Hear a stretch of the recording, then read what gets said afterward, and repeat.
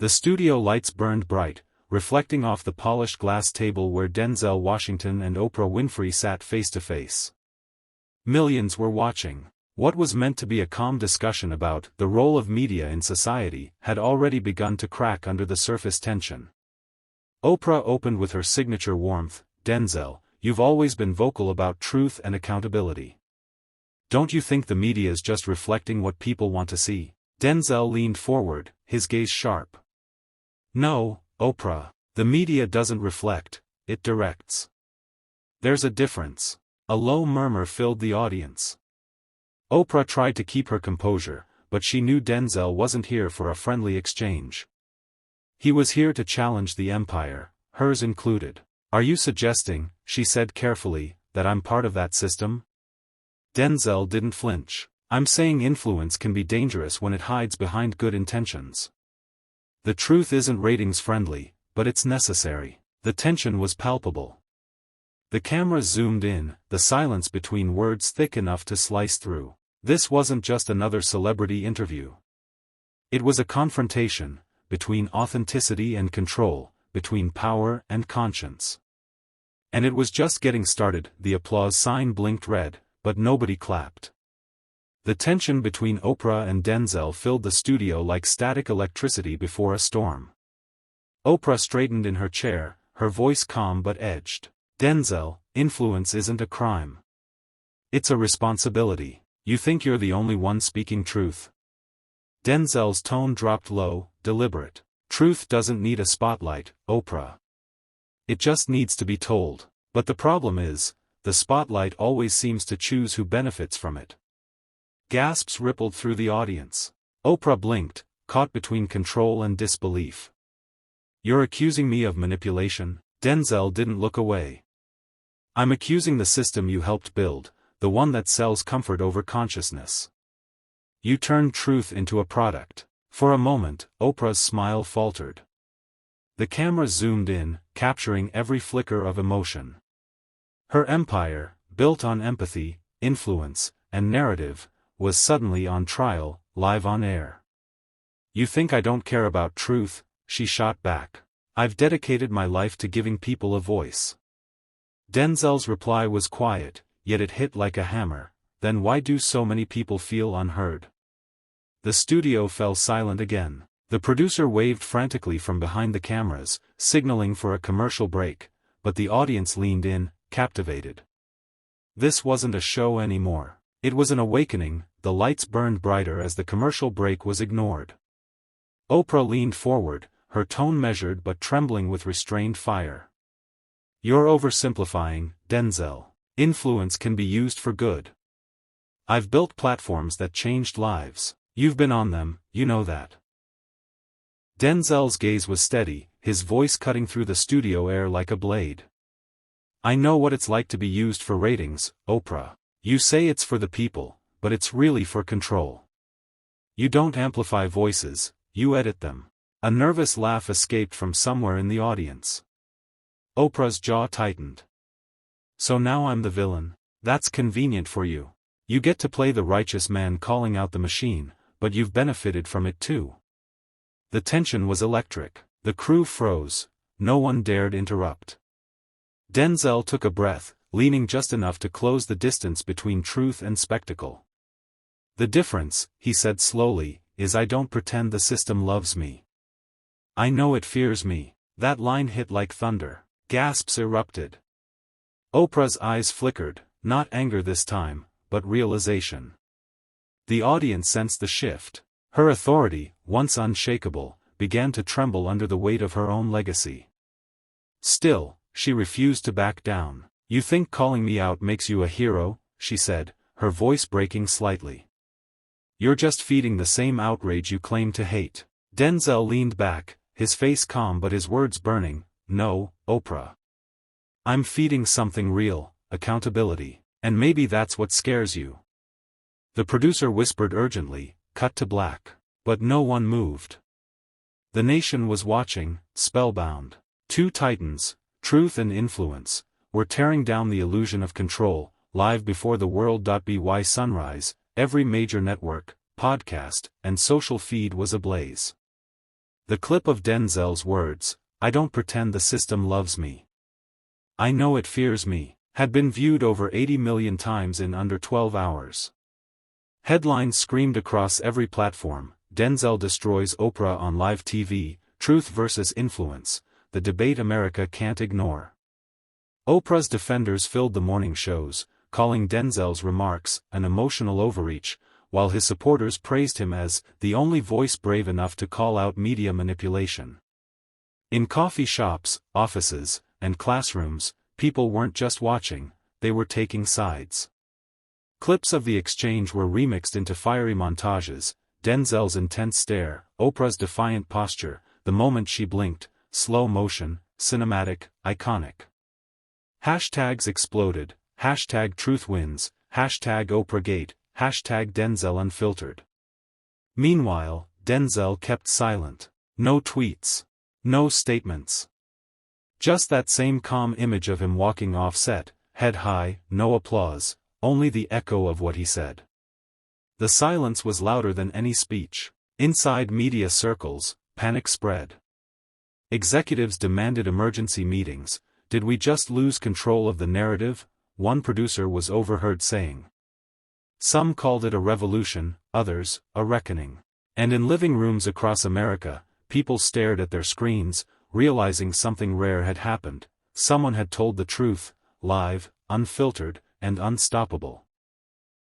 The studio had gone dark, but the tension refused to fade. Oprah's team huddled backstage, voices sharp and panicked. "We need to control the damage, now," her publicist hissed, slamming a tablet down showing the viral hashtags climbing by the second. Oprah, usually composed, stared into the mirror, her reflection framed by vanity lights that suddenly felt like interrogation bulbs. She whispered, almost to herself, "How did it slip this far?" But no one answered. Denzel's words had cut too deep, too fast. The network was already fielding calls from sponsors, senators, and even rival media empires wanting statements. It wasn't just a debate anymore, it was a declaration of war between truth and image. Meanwhile, across town, Denzel sat alone in his minimalist office, the night's glow bouncing off the walls.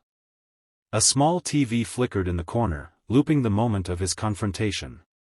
He didn't smile, he didn't gloat, he knew what came next: they would come for him. His assistant entered quietly. "Sir, there are reporters outside. They want your comment." Denzel looked up slowly, voice calm but firm. "They already heard it. I said what needed to be said." At that moment, his phone buzzed, an unknown number. The text read, "You've started something you can't stop. Meet me tomorrow. There's more you need to know." Denzel's eyes narrowed. The world thought the fight was over, but in truth, it was only just beginning. The next morning, the city woke to chaos. Every major outlet looped the clip of Denzel facing off with Oprah. Anchors called it the most explosive TV moment of the decade. Memes flooded the internet, political pundits chose sides, and corporate sponsors scrambled to rewrite statements. But Denzel's mind wasn't on fame, it was on the text message.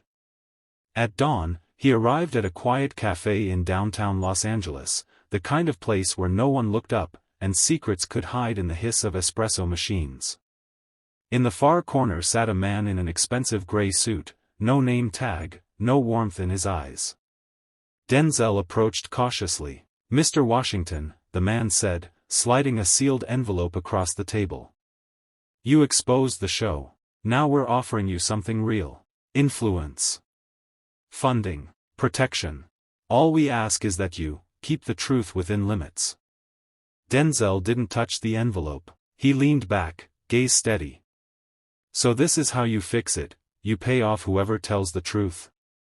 The man smiled faintly. "Not fix. Control. You'd be surprised how many good people work for the wrong side once they see the paycheck." Denzel stood up, his voice cutting through the quiet. "You can't buy integrity. And you can't silence me." As he walked out, the man's voice followed him. "Careful, Denzel. The last man who said that doesn't work in this town anymore." Outside, the sun was blinding, but for Denzel, the day felt darker than ever. He knew what that meant. He had crossed a line no one was supposed to. By noon, Denzel's phone had gone eerily quiet. No calls, no interviews, no follow-ups. His publicist's number was disconnected, his studio contract temporarily suspended, and even his verified social account suddenly read restricted due to unusual activity. Overnight, the man who'd once been America's voice of reason had been erased with the swipe of a digital hand. On every network, Oprah's face filled the screens, calm, polished, untouchable. She spoke about the danger of misinformation, about celebrities abusing influence, and about the need to protect viewers from harmful narratives. It was a masterclass in controlled storytelling, and every sentence sounded like a velvet-covered dagger. Denzel sat alone in his apartment, the city's evening light pouring through half-closed blinds. The silence was suffocating. His last message from a friend simply read, "They're rewriting what you said." He opened his laptop, a single clip remained, buried in his drive, the uncut footage of the confrontation, the truth before it was edited, before it was twisted. He hesitated, knowing what uploading it would mean. Then, his jaw tightened. If they can silence me, they can silence anyone. With one steady breath, he hit upload. Within minutes, the video spread faster than any broadcast could contain. Comments flooded in, some calling him a hero, others a traitor. The machine of media roared back to life, but this time, it wasn't fully under control. By morning, the empire had mobilized. Oprah's team flooded the airwaves, deploying polished anchors, trending hashtags, and think pieces framing Denzel as a once great actor consumed by conspiracy. Every network, every influencer, every carefully placed narrative echoed the same line: he'd lost touch with reality. But in the privacy of her estate, far from cameras, Oprah wasn't calm. She paced her glass-walled office overlooking Los Angeles, clutching her phone. The viral spread of Denzel's raw footage had blindsided her. It wasn't just trending, it was tearing through her reputation like wildfire. Her assistant entered quietly, whispering, "We've lost 3 sponsors. And one of your producers just resigned, publicly." For a moment, Oprah said nothing. Then, she exhaled slowly, the composure returning like armor being fastened. "Then we remind people who controls the truth," she said coldly. An hour later, new headlines appeared: Denzel's past resurfaces, old interview sparks controversy, unverified sources question actors' claims. The machine spun again, faster, louder, erasing the boundaries between truth and strategy. Meanwhile, Denzel's inbox overflowed, whistleblowers, journalists, even a former studio executive reaching out in secret. They all said the same thing. "We've seen what she's done before. You're not alone." He realized this wasn't just about him anymore. It was about power. The kind that didn't need votes or laws, just influence and silence. And this time, Denzel wasn't backing down. The stage was silent, not the polished calm of a TV set, but the sharp quiet that comes before a storm. Denzel stood beneath the studio lights, his face illuminated, not by production design, but by conviction. He wasn't there to promote a film or a cause. He was there to tear the curtain down. Across from him, Oprah sat poised, every movement measured. She smiled, that trademark blend of charm and control, but her eyes betrayed calculation. Millions watched as she leaned in and said, "Denzel, are you suggesting the media, my media, hides the truth?" He didn't hesitate. "I'm saying power hides the truth. And you've built an empire on it." The crowd gasped. Cameras zoomed. Oprah's team shifted nervously behind the glass, signaling the control room to cut to break, but Denzel kept talking. He reached into his jacket and placed a stack of documents on the table. Emails. Contracts. Deals buried under inspirational programming. This isn't empowerment, it's manipulation. You decide who speaks, who disappears, and what the people believe. The feed didn't cut. Someone in the booth froze, maybe out of shock, maybe out of courage. The truth streamed live to the world. Hashtags exploded within minutes. Hashtag Oprah Files, hashtag Denzel Speaks Truth, hashtag Media Revolt. Oprah's smile faltered. "You think you're saving the world, Denzel," she said, voice trembling beneath its polish. "No," he replied quietly.